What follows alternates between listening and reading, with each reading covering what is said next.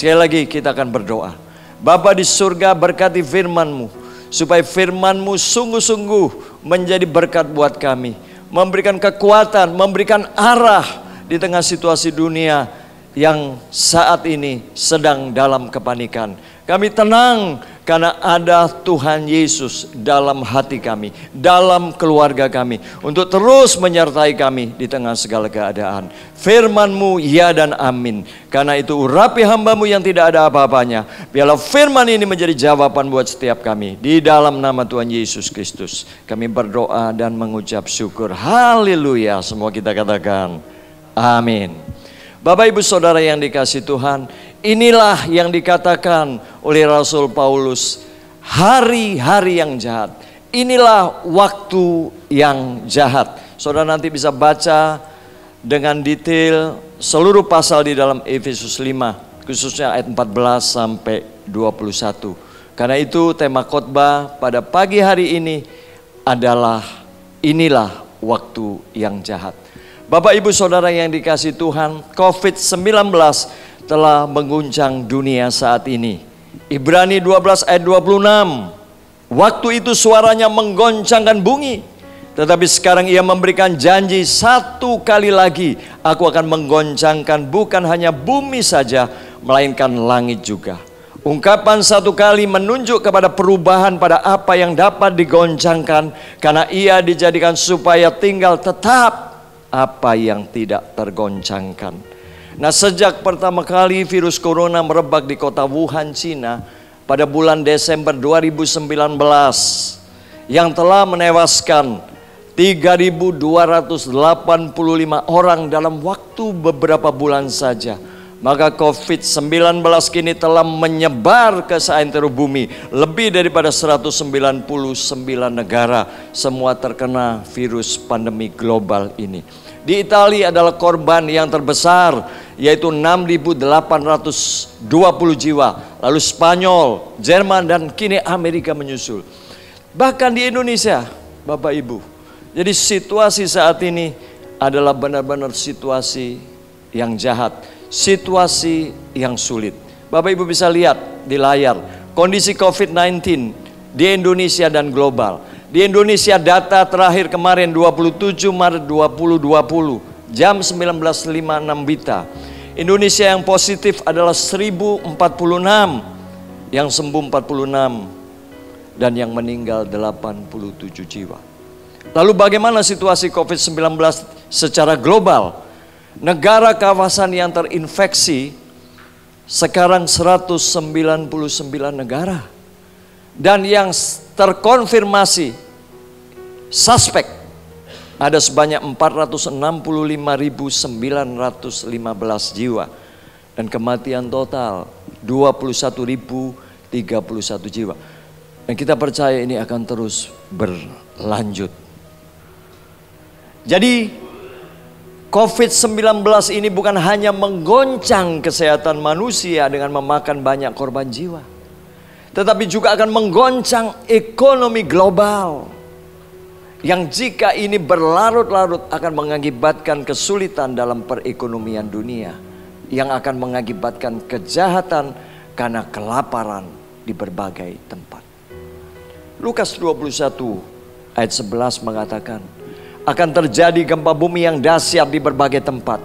Akan ada penyakit sampar dan kelaparan. Dan akan terjadi juga hal-hal yang mengejutkan dan tanda-tanda yang dahsyat dari langit.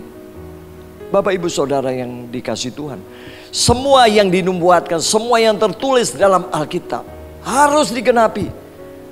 Namun demikian sebagai orang yang percaya, Tuhan minta jangan takut, tetap tenang.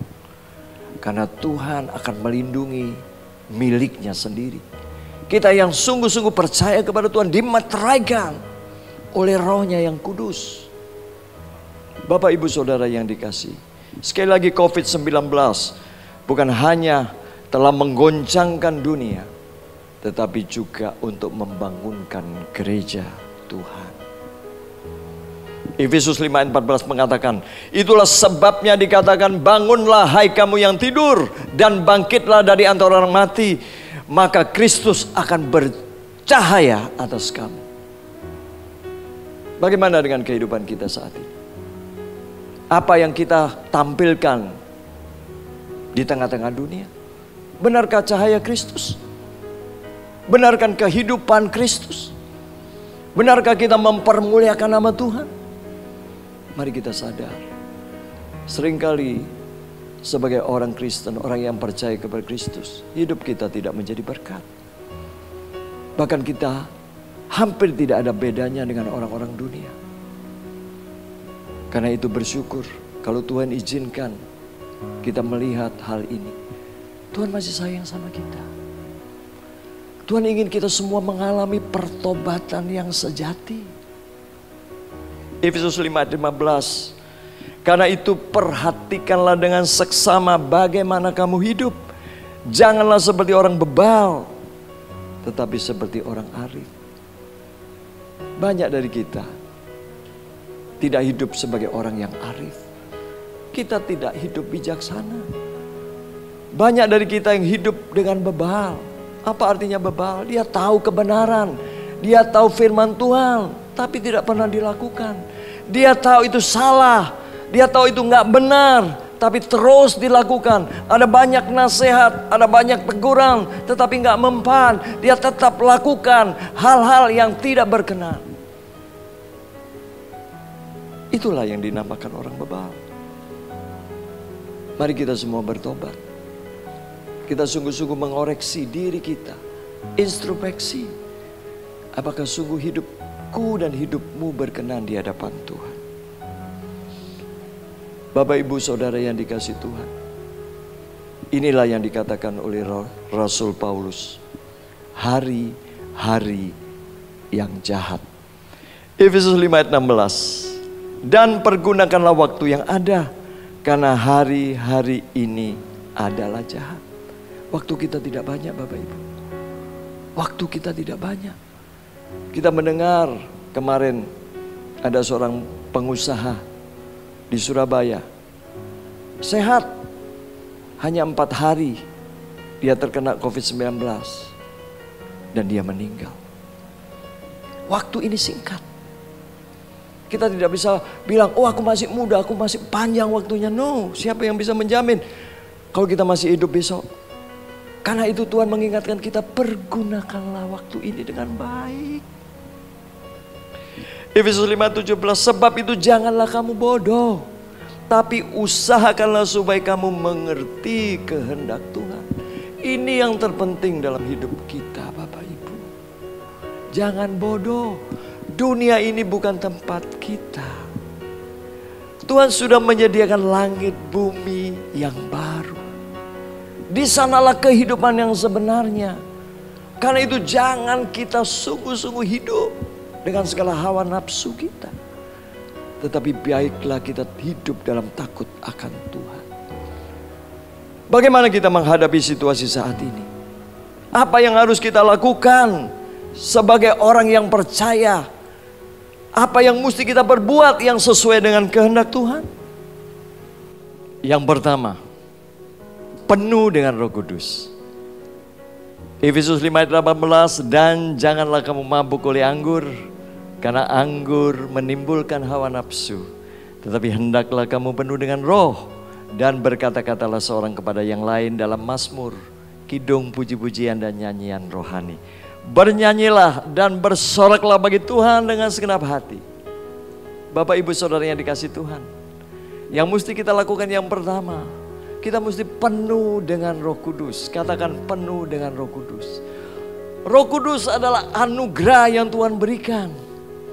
Dia adalah materai keselamatan kita. Dialah roh yang menyertai kita sampai kepada kesudahan zaman. Ketika seorang penuh dengan Roh Kudus, dia bukan hanya bisa berbahasa roh, no. Tetapi lebih daripada itu, kata-katanya akan selalu menjadi berkat. Kata-katanya adalah kebenaran. Kata-katanya menguatkan. Kata-katanya selalu menyembuhkan. Karena itu mari izinkan Roh Kudus sungguh-sungguh mendominasi hidup kita, menguasai kita.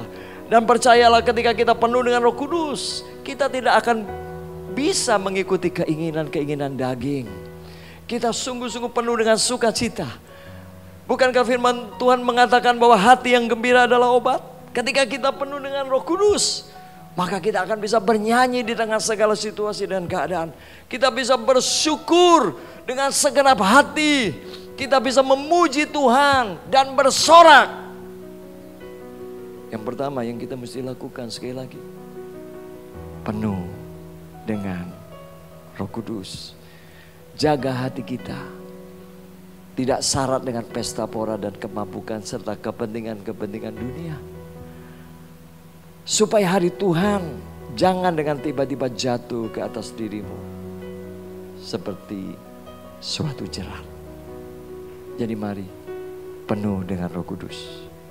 Yang kedua yang Tuhan kita minta menghadapi hari-hari yang jahat ini adalah penuh dengan ucapan syukur. Efesus 5:20, ucaplah syukur senantiasa atas segala sesuatu dalam nama Tuhan kita Yesus Kristus kepada Allah dan Bapa kita. Ucapan syukur tanda bahwa kita percaya. Ucapan syukur adalah tanda bahwa kita beriman. Ucapan syukur adalah tanda bahwa Tuhanlah yang membentengi kita. Ucapan syukur itu menyenangkan hati Bapa.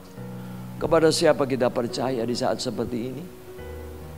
Kepada kepandian kita, kekuatan kita, kekayaan kita. Enggak berarti. Amerika negara yang superpower sekarang pun menjadi kalang kabut. Negara-negara yang merasa hebat. Orang-orang yang merasa hebat saat ini penuh dengan ketakutan. Masker lenyap, sulit mendapatkan masker. Hand sanitizer lenyap, orang penuh dengan ketakutan setiap hari berkali-kali cuci tangan. Memang kita harus hidup bersih. Tetapi lebih daripada itu, kita mesti punya hati yang bersih. Hati yang selalu mengucap syukur. Karena Tuhan beserta dengan kita. Yang terakhir, Bapak Ibu, apa yang mesti kita lakukan di hari-hari yang jahat ini? Penuh dengan kerendahan hati.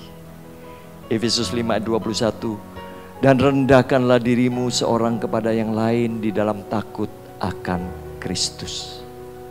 Stop kesombongan. Apa yang bisa kita sombongkan? Manusia hanya debu. Kalau kita bisa melakukan ini dan itu, kalau kita bisa punya ini dan itu, semua adalah anugerah. Semua adalah pemberian Allah. Yang Tuhan mau kita tetap rendah hati. Sekalipun Tuhan jamin keselamatan kita, Tuhan jamin kau akan memiliki hidup yang kekal, kita tetap harus rendah hati. Bukankah Yesus berkata, belajarlah kepadaku, karena aku ini lemah lembut dan rendah hati, maka jiwamu akan mendapat ketenangan. Sekali lagi, stop kesombongan.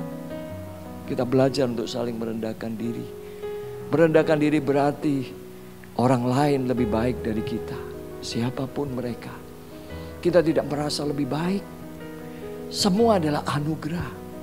Mari hidup dalam kerendahan hati, Bapak Ibu. Amsal 6 ayat 16. 6 perkara ini yang dibenci Tuhan, bahkan 7 perkara yang menjadi kekejian bagi hatinya.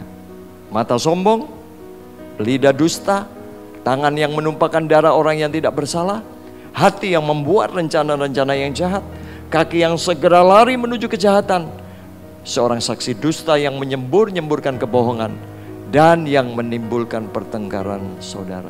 Stop. Tuhan mau kita yang pertama penuh dengan Roh Kudus, penuh dengan ucapan syukur, dan penuh dengan kerendahan hati. Mari kita lakukan dan percayalah, Tuhan akan melindungi kita. Tuhan akan menyertai kita. Amin. Mari kita berdoa. Bapa di surga, terima kasih untuk firman-Mu yang mengingatkan kami, bahkan membangunkan kami sebagai gereja Tuhan, supaya kami hidup arif atau bijaksana. Kami tidak menjadi bebal dan bodoh, tapi kami boleh mengerti kehendak-Mu. Terima kasih Bapa. Biarlah seluruh umat-Mu di tempat ini maupun di tempat yang lain boleh hidup penuh dengan Roh Kudus. Karena Roh Kuduslah yang memberikan kami kuasa. Roh Kudus yang akan memimpin kami kepada segala kebenaran. Roh Kudus yang membuat kami aman dalam lindungan-Mu. Ajar kami semua juga boleh hidup dengan penuh ucapan syukur. Apapun yang terjadi Tuhan, kami tahu bahwa Tuhan tidak pernah meninggalkan kami. Kesusahan sehari cukup sehari. Tidak perlu kami khawatir berlebihan. Karena kami tahu Tuhan yang memelihara kami. Sandang, pangan, papan, kesehatan, bahkan mati dan hidup kami ada di dalam genggaman tangan-Mu. Karena itu tidak ada alasan untuk kami bersungut, untuk kami takut. Tapi kami mau bersyukur dalam segala situasi dan keadaan. Dan ajar kepada kami untuk hidup dalam kerendahan hati. Saling menghargai, saling menghormati, saling mengasihi. Supaya kami sebagai warga kerajaan Allah sungguh-sungguh bisa meneladani apa yang telah Kristus lakukan selama hidup di muka bumi ini. Terima kasih Bapa. Kiranya damai, sejahtera, sukacita turun atas setiap kami. Pribadi lepas pribadi, keluarga lepas keluarga, diberkati, dilindungi, dan dijaga di dalam nama Bapa dan Putra dan Roh Kudus. Dalam nama Tuhan Yesus Kristus. Hari ini esok sampai Maranatha, Tuhan datang yang kedua kali. Haleluya, semua kita katakan amin.